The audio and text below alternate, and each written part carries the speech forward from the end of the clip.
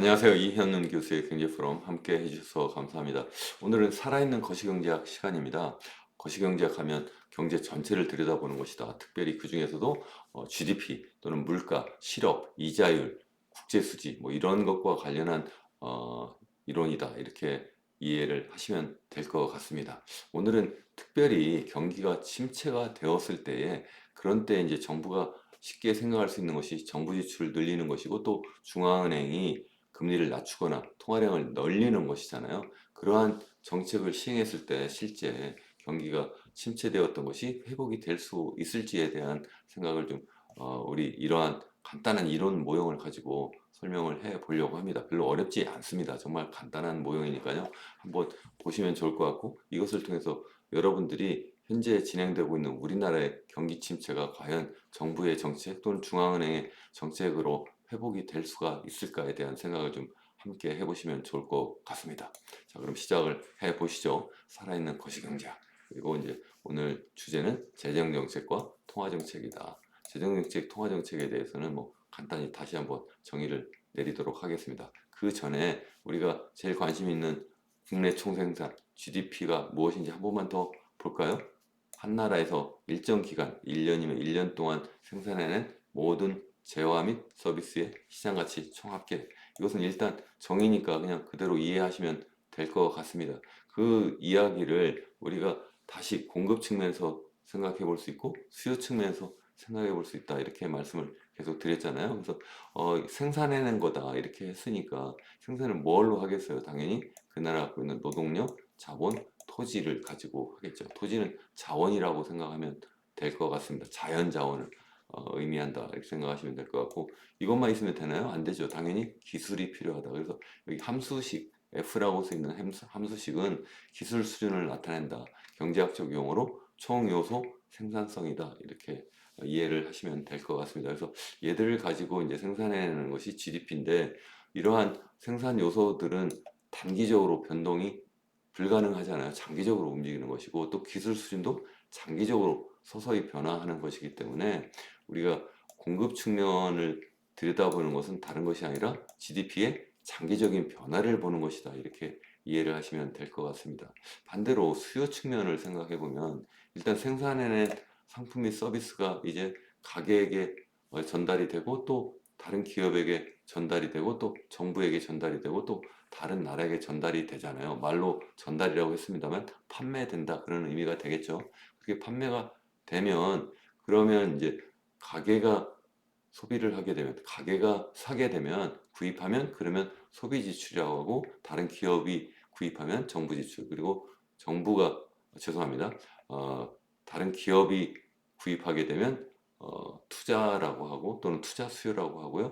정부가 구입하게 되면 정부 지출 그리고 다른 나라가 구입하면 수출이라고 하는데 우리도 똑같이 수입을 하기 때문에 수출에서 수입을 받는 것 그것을 우리가 순수출이라고 한다. 이런 것들은 단기적으로 다 변동을 하죠. 소비도 그렇고 투자도 그렇고 정부 지출도 그렇고 수출 수입이 다 단기적으로 변동이 되기 때문에 우리가 경기가 변동한다. GDP가 단기적으로 크게 변화한다. 그러니까 크게 성장률이 높아지거나 반대로 낮아지거나 이런 것은 다 이런 수요적인 요인이다. 이렇게 이해를 하시면 될 것 같습니다. 그래서 이 그래프를 보시면 우리나라의 70년대 이후에 GDP 변화율, GDP 성장률의 변화를 보여주고 있는데 이것이 이렇게 계속 등락이 있잖아요. 이 등락이 있는 것을 우리가 경기 변동이라고 한다. 그리고 이제 그 중심선을 잡으면 우리가 이것이 장기적인 GDP 성장률의 추이라고 볼 수가 있는데 이것이 바로 잠재 GDP 성장률 추이다. 이렇게 용어를 정리할 수가 있겠습니다. 그래서 우리가 경기 변동이라고 한다면 이 중심선을 놓고 위아래로 왔다 갔다 이렇게 하는데 위로 올라가면 경기 호황이라고 하고 밑으로 가면 침체 또는 불황이라고 한다. 이렇게 이야기를 했습니다. 침체는 불황보다는 좀 약한 것, 불황은 좀 더 심한 것 이렇게 볼 수가 있겠죠. 그보다 더 심하면 우리가 경제 위기다 이렇게까지 하는데요. 대표적으로 1980년대 초에 경제 위기, 광주 민주화 사태가 있었던 그 시절이죠. 그리고 97년, 8년에 IMF 외환위기, 그리고 2009년에 글로벌 금융위기, 그리고 또 2020년 코로나 경제 위기가 이렇게 계속 있었습니다. 이때 보면 마이너스 성장을 하거나 아니면 플러스 해도 0.8% 매우 낮은 수준이죠. 0.8% 정도면 우리나라가 올해 경제 성장률이 한 이 정도 할 것이라고 최근에 KDI가 전망을 했잖아요. 그러니까 이미 경제 위기로 간 것이 아니냐, 저는 그렇게 해서 말씀을 드렸고, 더군다나 이 잠재 GDP 성장률이 계속 추락해서 이제는 30년대 중반 정도를 넘어서면 0%대로 갈 것이고 40년대 중반 정도 가면 아예 마이너스로 떨어질 겁니다. 이렇게 또 말씀을 드렸잖아요. 그것이 굉장히 큰 문제입니다. 이렇게 말씀을 드리면서 정말 절대 위기 상황이다, 이렇게 계속 말씀을 드렸습니다. 오늘은 특별히 이런 장기적인 추세보다는 단기적으로 이렇게 경기 변동할 때에 정부가 어떤 정책을 쓸 수가 있을지, 또 중앙은행은 어떤 정책을 쓸 수 있을지에 대한 생각을 해보자는 거죠. 그래서 이렇게 변화하는 것을 우리가 경기 변동이다, 이렇게 말씀을 드렸고, 경기 변동에 특별히 관심을 갖는 이유는 GDP가 이렇게 침체할 때, GDP 성장률이 떨어질 때는 대체로 실업률은 높아지는 그러한 경향이 있어요. 이렇게 떨어질 땐 실업률은 높아진다. 그래서 실업 고용 안정이 굉장히 중요하잖아요. 우리가 일자리를 얻을 수 없다고 생각해 보세요. 그러면 정말 수입이 생기지 않기 때문에 살아날 수 없는 상황이 되기 때문에 이것은 정말 실업은, 고용 안정은 정말 중요하다, 이렇게 볼 수가 있는데, 이것은 GDP 성장과 굉장히 밀접한 연관이 있다. 일부에서는 이제는 그만 성장해도 된다, 성장하지 않아도 된다, 이렇게 말씀하시는 분도 계신데, 그러면 고용은 어떻게 할 것이냐는 거죠. 계속 젊은 사람들이 계속 올라오는데 고용은 안정적으로 제공하는 것이 한 나라의 책무다, 이렇게 볼 수도 있는 거죠. 어쨌든 경기 침체, 경기 불안, 경제 위기, 뭐 용어가 약간씩 다르다, 이미 말씀을 드렸습니다. 어쨌든 이런 경기가 불황일 때 경기가 좀 더 좋아지도록 하고, 또 반대로 경기가 너무 호황일 때 그때는 물가 불안이 항상 존재하게 되거든요. 그래서 이것을 좀 더 완만하게 성장할 수 있도록 이렇게 주로 이제 장기적인 잠재 성장률 GDP 정도, 잠재 GDP 성장률 정도에 유지될 수 있도록 하는 것을 우리가 경기 안정화 정책이라고 한다. 대표적으로 재정 정책이 있고 통화 정책이 있다. 이렇게 여러분도 아마 이해하실 거라고 생각합니다. 그러면 각각이 뭐냐? 재정 정책이라고 하면 바로 정부 지출을 늘리고 줄이는 것이다. 통화 정책은 금리를 올리거나 낮추거나, 또는 통화량을 늘리거나 줄이거나 뭐 이런 거겠죠. 그래서 확장적 재정 정책 하면 말 그대로 재정 지출 늘리는 거죠. 그래서 정부 지출, 우리가 G라고 계속 표시를 하고 있는데, G를 늘리거나 반대로 조세 수입을 줄이거나 뭐 이런 거죠. 그러니까 정부는 기본적으로 세금을 걷어서, 다시 말씀드리면 조세를 부과해서, 그래서 그로부터 얻은 수입을 가지고 지출을 하는 그러한 역할을 하는데, 그때의 조세 수입보다도 지출을 더 많이 할 수도 있죠. 당연히 또 적게 할 수도 있고, 많이 하면 우리가 재정 적재라고 하고 적으면 재정 흑자라고 하는데, 정부 지출을 이렇게 늘리게 되면 그러면 총수요가 증가하겠죠. 왜 그렇죠? 이 GDP는 우리가 수요 측면과 공급 측면이 있는데, 수요 측면이 바로 총수요다, 이렇게 말씀을 이미 드렸잖아요. 그래서 이건 뭘로 되어 있죠? 이건 C와 그리고 I와 그리고 G, 정부 지출, 그리고 순수출 X-M으로 되어 있잖아요. 이렇게 되어 있는데, 이 중에서 이게 저 플러스로 되어 있는 거죠. 이 중에 특별히 이 G가 증가하니까 전체적으로 총수요가 증가하게 된다, 이렇게 여러분 이해하시면 되겠고요. 그리고 이제 T가, 조세가 감소해도 이 총수요가 증가하게 되는 거죠. 왜 그렇겠어요? T가 감소한다는 것은 가게 입장에서 생각하면 세금을 적게 내는 거잖아요. 그 얘기는 무슨 얘기냐면 전체 GDP 중에서 이제 모든 가게가 다 세금을 내게 되죠. 그러니까 전체 GDP가 다 가계 소득으로 다 이제 분배가 되는데, 그 중에서 일부를 정부에게 세금으로 다시 또 반납을 하게 되는 거죠. 그렇게 되면 남은 부분을 우리가 처분 가능 소득이라고 해요. 또는 가처분 소득이라고 하는데, 그것이 증가하면 소비가 증가하는 거죠. 그래서 이 조세 수입이 감소하면 정부가 경기가 나쁘다고 해서 뭐 세율을 깎아줘요. 그렇게 하면 전체적인 가처분 소득이 증가하고, 그래서 소비가 또 증가하고, 그래서 또 총수요가 증가하게 된다. 반대로 정부 지출을 줄이거나 아니면 조세 수입을 증가시키면, 세율을 증가시키면, 그러면 긴축적인 재정 정책에 대해서 총수요가 감소한다, 이렇게 볼 수가 있는 거죠. 그래서 그것을 이제 그림을 하나 더 놓고 보시면 그림이 오른쪽까지 있어서 제 얼굴을 좀 살짝 치우겠습니다. 이렇게 치우면 여기 보시면 정보 지출이 증가하거나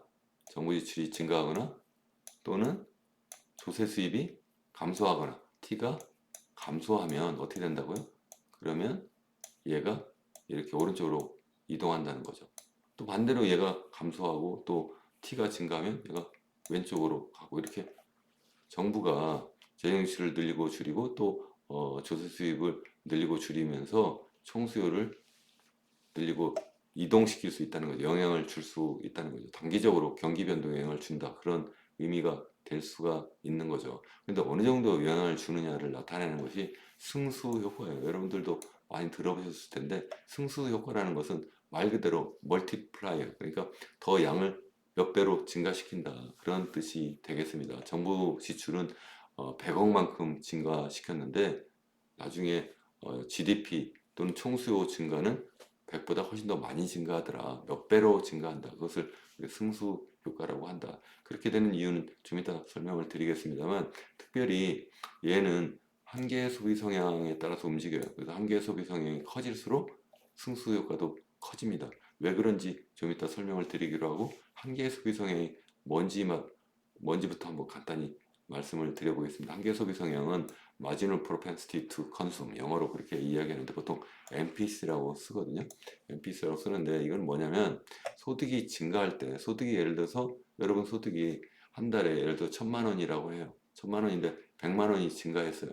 올해부터 사장님이 100만 원 더 주기로 했다, 이렇게 하면 1,100만 원이 되겠죠. 그러면 당연히 어떻게 하겠어요? 그 증가된 소득의 일부는 소비를 하겠죠. 일부는 뭐 하겠어요? 저축을 하겠죠. 그래서 소비하는 부분을 우리가 비율로 나누면, 그러니까 1,000만 원, 100만 원이 증가했는데 그 중에서 80만 원만큼 소비가 증가했어요. 그럼 100분의 80, 이것을 우리가 한계 소비 성향이라고 한다. 그리고 또 이제 소득이 증가했을 때 소비만 증가하는 것이 아니라 저축도 증가한다고 말씀드렸잖아요. 그래서 나머지 부분 20만 원만큼은 이제 저축을 더 하는 거죠. 그래서 100분의 20만 원 이렇게 하게 되니까 100분의 20 하면 0.2가 되는 거죠. 이것은 한계 저축 성향이라고 한다.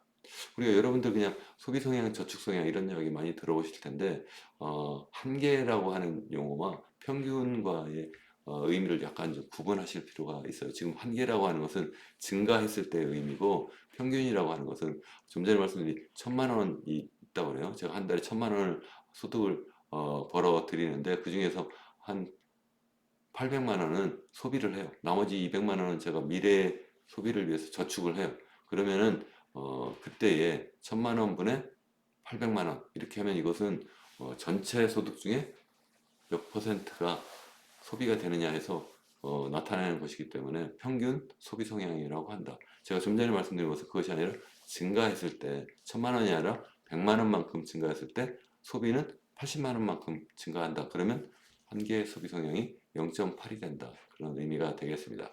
그러면 이것이 왜 이 승수 효과에 영향을 주느냐 하면, 이 정부 지출이 증가하게 되잖아요. 그러면 그게 총 지출을 일단 증가하는 거죠.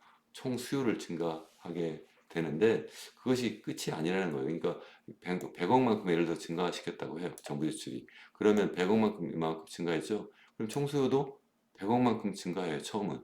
그렇지만 그만큼 증가한 것은 바로 단기적으로 소득이 증가하는 것이 되기 때문에 소득이 증가한 만큼 소비가 증가하겠죠. 그것을 제가 한계 소비 성향을 말씀을 드리면서 설명을 드렸습니다. 그래서 한계 소비 성향이 예를 들어서 0.8이라고 한다면 100억만큼 증가했으니까 그 중에 80억만큼은 어떻게 되겠어요? 또 소비를 하겠죠. 그 소비가 어디 있어요?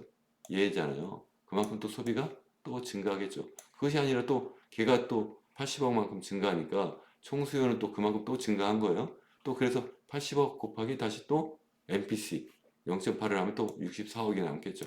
그래서 계속 그렇게 더해 나갈 수가 있는 거죠. 그러니까 한번 정부가 100억만큼 지출을 늘리면 그것이 연쇄작용을 계속 일으키게 되는 거예요. 연쇄작용을 일으키면서 소비를 계속 증가시키게 되는 거죠. 그래서 그것을 계속 더하면 그것을 1 더하기 MPC 더하기 MPC 제곱 더하기 MPC 세제곱, 네제곱 계속 이렇게 하는 거예요. 0이 될 때까지 전부 누적하면 그것을 우리가 간단히 수식으로 보면 이렇게 된다는 거죠. 1 나누기 1 마이너스 MPC가 된다. 그래서 여기 제가 0.8이라고 말씀을 드렸습니다만, 그래서 0.8을 여기서 1에서 빼주면 0.2가 되잖아요. 그래서 0.2분의 1 하면 승수가 5가 되는 거죠. 승수가 5가 된다는 것은 정보 지출이 100이라고 한다면, 그러면 최종적으로 총 수요는 얼마만큼 증가한다는 뜻이 되겠어요.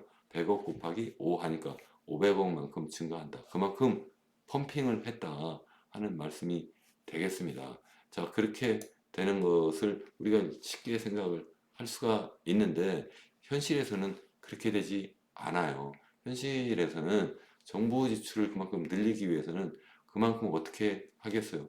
정부가 빚을 낸 거죠. 그것을 국채를 발행한다 이렇게 말씀을 드렸고, 국채를 많이 발행하게 되면 어떻게 되겠어요?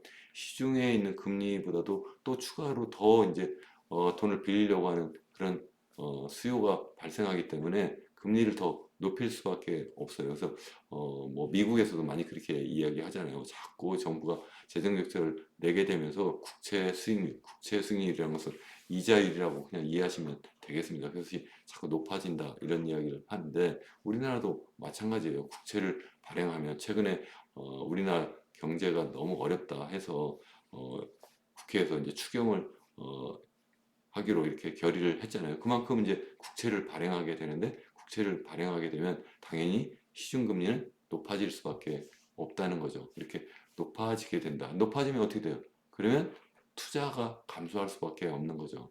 그러니까 투자는 이것이 무엇의 함수냐면 바로 투자하면 이자율의 함수다. 이렇게 볼 수가 있습니다. 그래서 이자율이 상승하면서 투자가 감소하게 되고, 그래서 결국은 전체 총 수요가 좀 전에는 승수 효과에서 0.8이 만약에 MPC라고 한다면, 한계의 소비 성향이 0.8이라고 한다면 한 5배 정도 뻥튀기가 될 수 있다 이렇게 했지만, 투자 수요가 감소하기 때문에 그렇게 크지는 않을 거다. 100보다는 물론 크지만 그렇다고 해서 500만큼 이렇게 총수요가 증가하지 못한다. 그것을 우리가 뭐라고 하느냐? 크라우딩 아웃 이펙트 또는 밀어내기 효과라고 한다. 그러니까 정부 지출이 늘어나게 되면 그러면 투자를 밀어낸다, 밖으로 구축한다 이렇게 이야기를 합니다. 그래서 그만큼은 되지 않는다 하는 말씀이고요. 다시 이제 그렇다면 정부 지출이 증가할 때 이게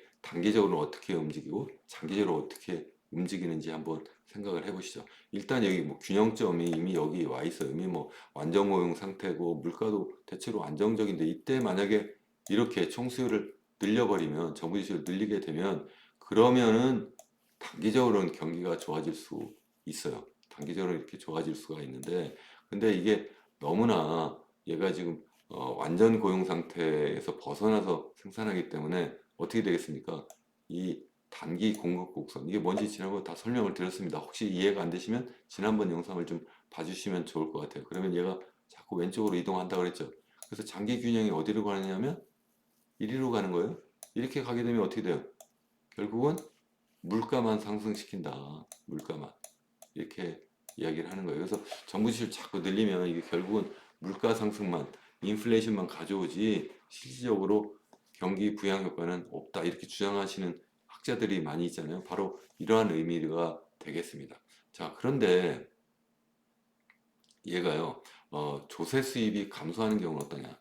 반대로 조세 수입이 감소한다. 이거는 정부 지출 증가와 정반대니까 똑같은 결과를 가져와요. 단기로 여기 왔다. 장기로는 이리로 간다. 그러니까 똑같다. 이렇게 이해를 하시면 되겠습니다. 그러니까 정부 지출 증가하는 것은 조세 수입을 감소하는 것과 비슷하다. 다만 승수 효과, 승수의 크기는 약간 다르긴 한데 굳이 뭐 그것까지 여러분들이 이해를 하실 필요는 없을 것 같습니다. 자, 그런데 사실은 정부 지출이 증가하거나 아니면 조세 수입이 감소하는 것은 완전 고용 상태에서 하는 것이 아니잖아요. 그것이 아니라 경기가 불황일 때 그렇게 하는 거잖아요. 그래서 경기가 불황인 상태라고 일단 가정을 해보죠. 여기가 지금 여기 이제 2.20라고 되어 있는 것이 지금 완전 고용 상태예요. 그래서 여기 YF0 이렇게 되는 것이 이제 완전 고용 상태에서 GDP고, 여기 완전 고용 상태 그 당시에 물가예요. 물가도 상당히 안정적이라고 일단 생각을 해보죠. 그런데 그게 아니라 현재 우리가 어디에 와 있냐면 여기에 와 있어요. 이제 지금 경기가 침체되어 있는 상태예요. 그러니까 물가도 뭐 도리어 상승하는 것이 아니라 좀 디플레이를 걱정하는 그러한 상태라고 하죠. 그래서 지금 여기에 와 있어요. 지금 이렇게. 그러면 경기를 부양을 해야 될 거 아니에요. 왜 그러냐면 고용도 나쁜 상태니까 실업률도 아마 높은 상태라고 이해를 하시면 되겠죠. 이러한 상태에서 정부 지출이 증가하거나 아니면 조세 수입이 감소하면 어떻게 되겠어요? 얘가 오른쪽으로 탁 이동하겠죠. 이렇게 딱 이동하면 이러한 경우는 괜찮은 거예요, 사실은. 그래서 이러한 경우는 단기적으로도 그냥 이재로로 이동하고 장기적으로 거기서 변동이 될 이유가 없겠죠. 그래서 경기가 정말 침체할 때는 재정 지출을 하는 것이 그렇게 나쁘지 않다. 괜찮은 거다. 다만 요즘에 이제 미국도 그렇고 우리나라도 그렇고 자꾸 이제 재정 적자가 계속 누적이 되니까 그것 때문에 정부 부채가 자꾸 커져서 그래서 이게 장기적으로 그것도 이제 이자 부담이 자꾸 늘어나서 큰 문제다 이렇게 이야기를 하긴 하는데 미국은 특별히 그렇습니다. 근데 한국은 전체 GDP에서 재정 지출 때문에 그러니까 정부 부채가 어느 정도냐를 계산해 보면 한 55%좀 안 되거든요. 그 정도면 그렇게 많은 수준은 아니다. 그래서 정부 재정 지출을 좀 늘려주거나 아니면 조세 수입을 좀 감면해 주는 것은 단기적으로 경기를 부양하는데 굉장히 좋을 수가 있다. 이렇게 말씀을 드릴 수가 있습니다. 문제는 경기가 나쁠 때, 지금 여기 또 다른 그림인데요. 여기는 경기가 나쁘지만 물가가 좀 높은 상태에 있어요. 여기 물가가 안정적인 수준인데 그보다 더 높은 수준, 여기까지 와 있어요. 아까는 좀 낮은 수준이었잖아요.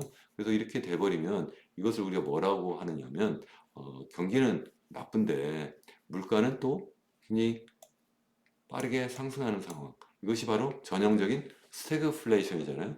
스태그플레이션 상황이다.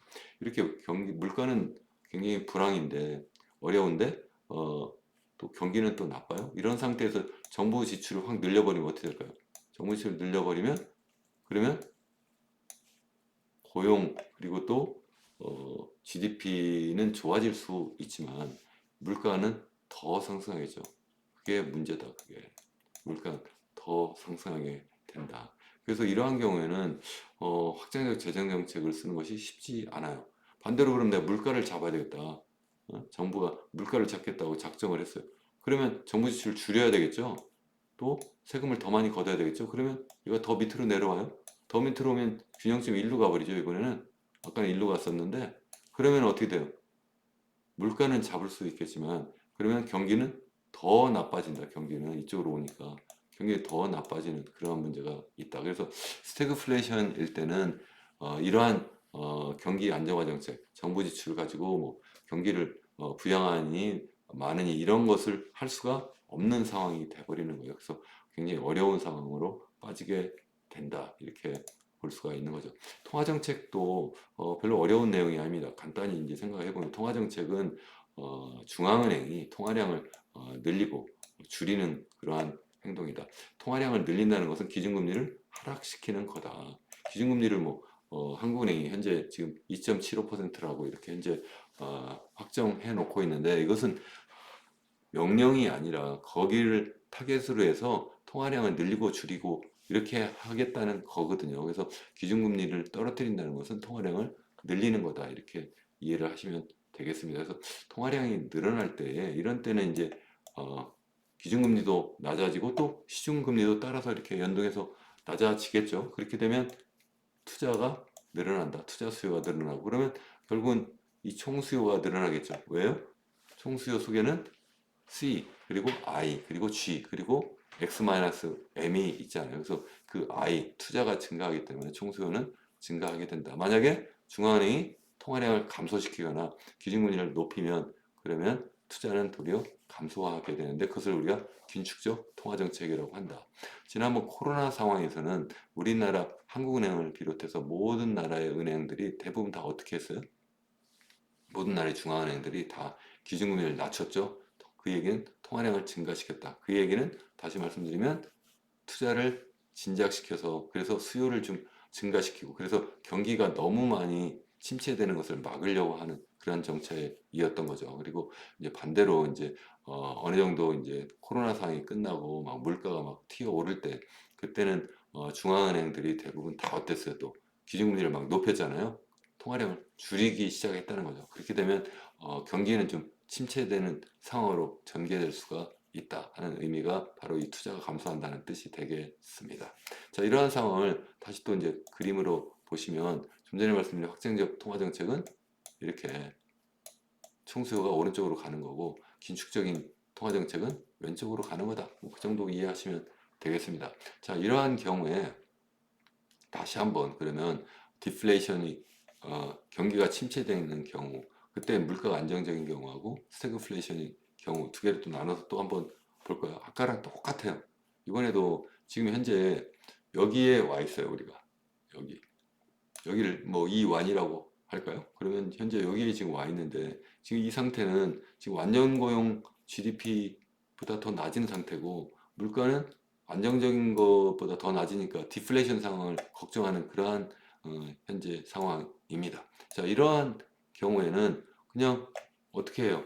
통화량을 늘리면 다시 말씀드리면 기준금리를 낮추면 그러면 그냥 총수요가 오른쪽으로 이동하니까 너무나 쉽게 GDP 성장률을 끌어올리고 또 물가는 더 이제 디플레 걱정 없이 안정적으로 갈 수가 있게 되는 거죠. 자, 그래서 이렇게 총수요를 쉽게 증가시키면서 어, 경기도 부양하고 또 물가도 디플레 걱정 없이 좀 안정적으로 상승할 수 있도록 이렇게 할 수 있는 거죠. 중국 같은 경우에 현재 지금 경기가 침체되는 상황으로 가고 있고 또 디플레이션을 걱정하고 있기 때문에 적극적인 경기 부양을 해도 된다 안 된다?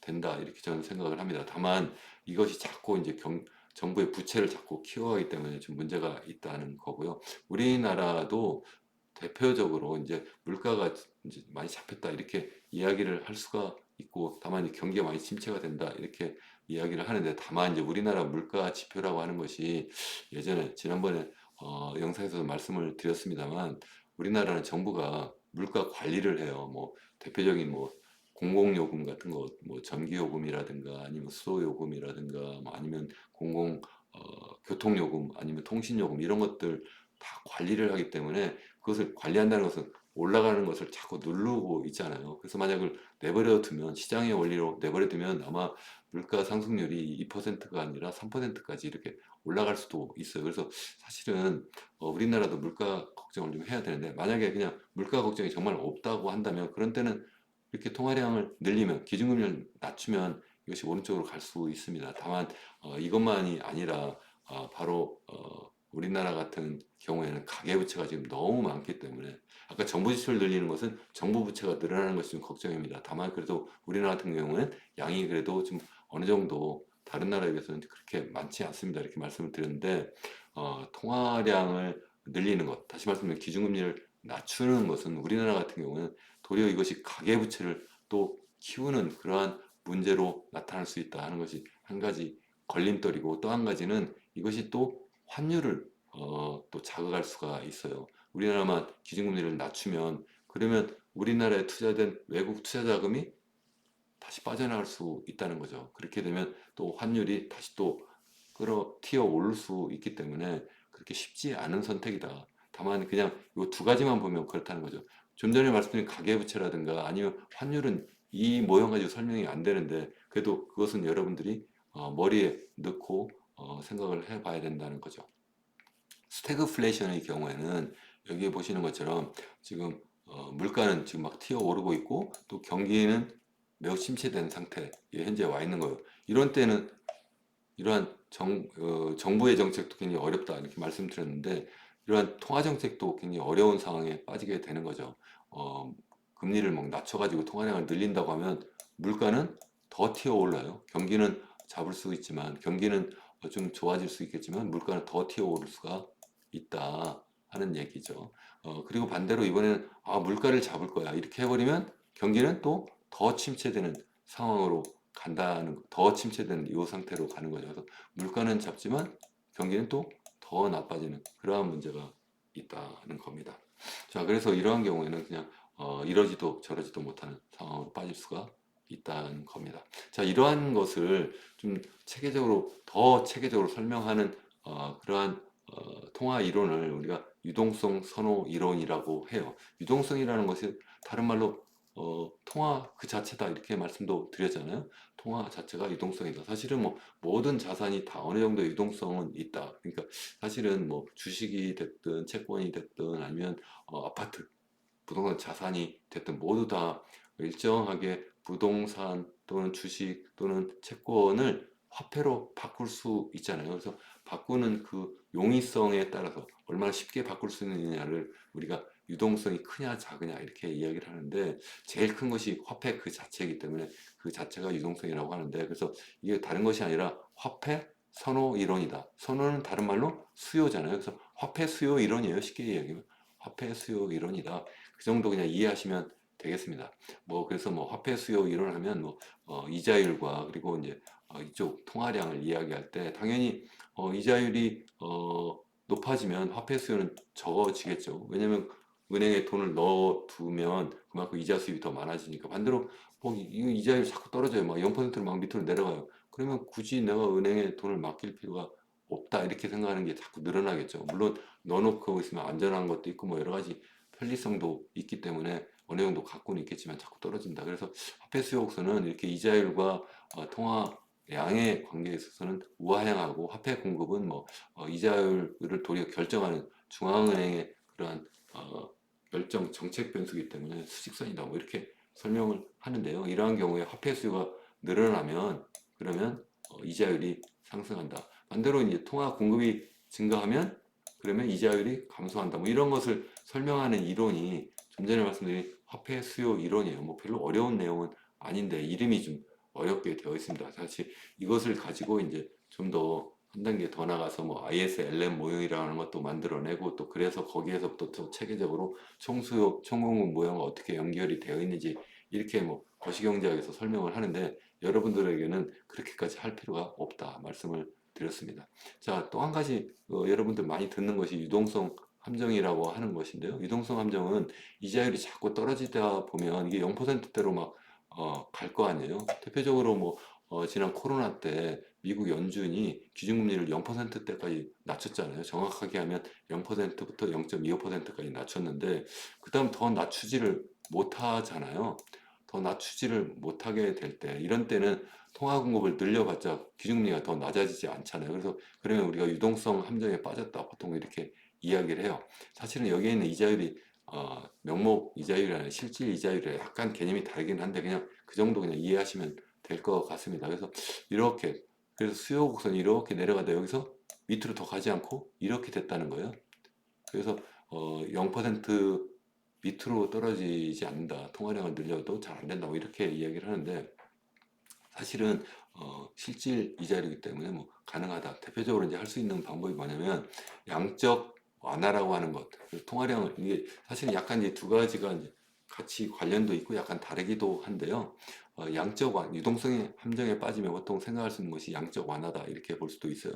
여기서 보는 이자율이 또 이게 단기가 있고 장기가 있고 막 다양한 이자율이 있을 수 있거든요. 그래서 보통 이제 기준금리를 움직인다 하는 것은 다 단기 이자율을 이야기를 하는 거고 그래서 유동성도 주로 단기적으로 움직이는 유동성을 이야기를 하는데 양적 완화는 이렇게 이제 되었을 때 이제 단기적인 그러한 유동성을 더 공급을 하지 못하고 단기적인 이자율을 더 떨어뜨리지 못하면 장기 이자율을 더 떨어뜨려야겠다. 장기적인 유동성을 더 많이 공급해야 되겠다 할 때 생각해 볼 수 있는 것이 양적 완화예요. 이거는 중앙은행, 미국의 연준이 장기 국채, 미국의 장기 국채, 뭐 10년 이상 뭐 이런 것들 뭐 1년 이상 보통 우리 장기 국채라고 하는데 그런 국채를 매입하고 또 이거 플러스해서 모기지 담보 증권이라고 MBS라고 하는 것, 모기지 백트 시큐리티라고 하는 것을 또 매입을 해요. 매입을 하면 그만큼 시중의 유동성을 어, 푸는 거죠. 이렇게 푸는 것을 우리가 양적 완화라고 한다. 그렇게 하게 되면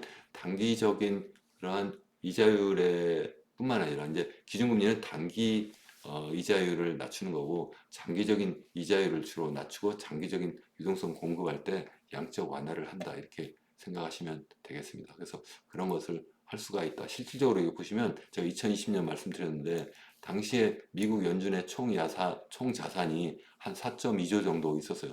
총 자산이라고 하는 것은 좀 전에 말씀드린 그 미국 국채라든가 MBS 총 가치가 4.2조 정도 되었다는 거예요. 근데 이게 자꾸 이제 튀어 올라서 무려 9조까지 갔어요. 9조까지 2022년 초에는. 그게 그만큼 돈을 많이 풀었다는 거죠. 그만큼 자산을 매입하고, 그러니까 국채와 MBS를 매입하고 그만큼 유동성을 풀었다. 그 다음에 이제 2022년 3월부터 미국의 경우에 기준금리를 막 빠르게 올리기 시작했고, 또 바로 다음 달부터 4월부터 양적 완화가 아니라 양적 긴축을 시작을 했어요.